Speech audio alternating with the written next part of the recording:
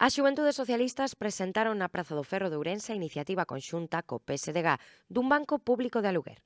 En Galicia, a día de hoxe, hai 250.000 mozos e mozas que non se poden emancipar e, polo tanto, o Partido Socialista quere dar unha solución a ese problema que é o Banco Galego de Vivenda, un banco público de aluguer para pôr a disposición xa en menos dun ano 5.000 vivendas desocupadas para que a xente nova,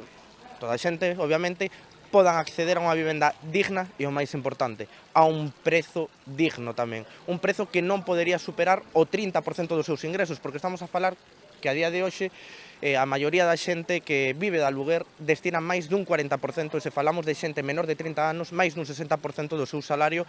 para poder vivir nunha casa alugada. Estamos falando